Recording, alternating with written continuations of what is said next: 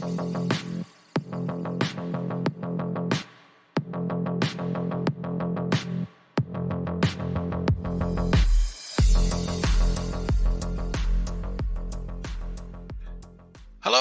and welcome to Pagelets, brought to you by The Authorized.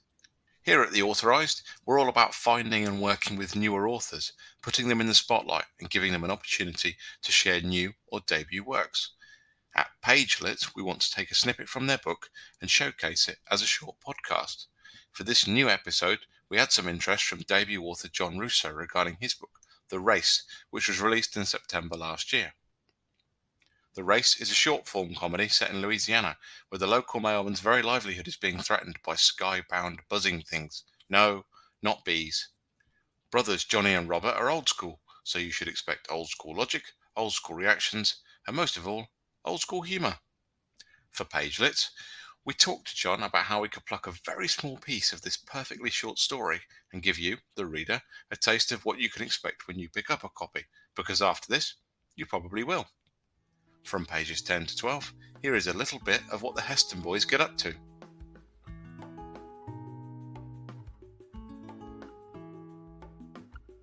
Minutes later, they stood peering into the gap in the trunks of the cypress trees. Ahead of them lay 30 miles of swamp and marshland, a dark, dank ecosystem riddled with moss, slime, mud, and enough mosquitoes to fill Goliath's outhouse. A thought, which had dodged Johnny's attention earlier, now occurred to him. His anger had abated, and thus his mind was clearer.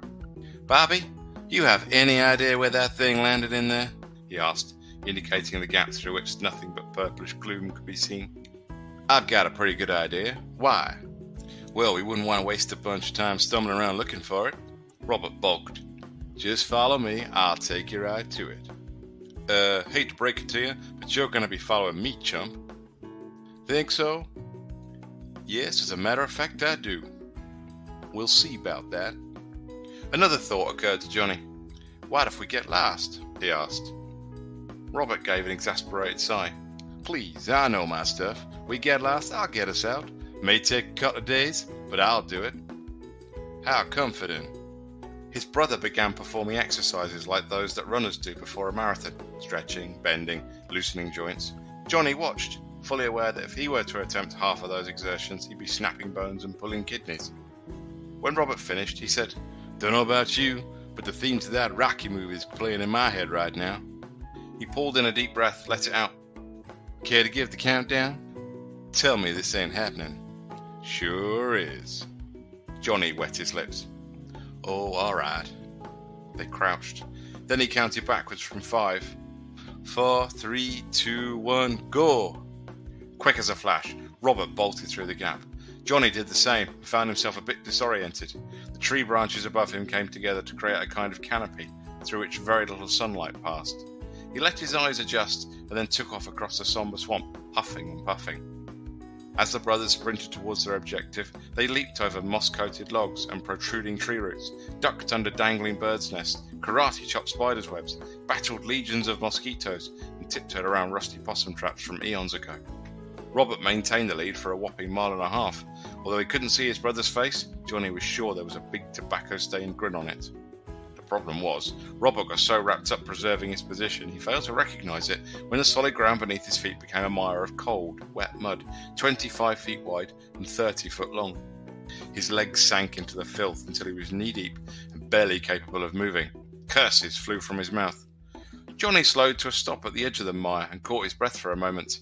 Several moments to be precise. During that time, he watched his brother struggle to free himself, then wondered how he might avoid a similar fate. Then he noticed something. A rugged pathway off to Robert's right skirted around the whole mess.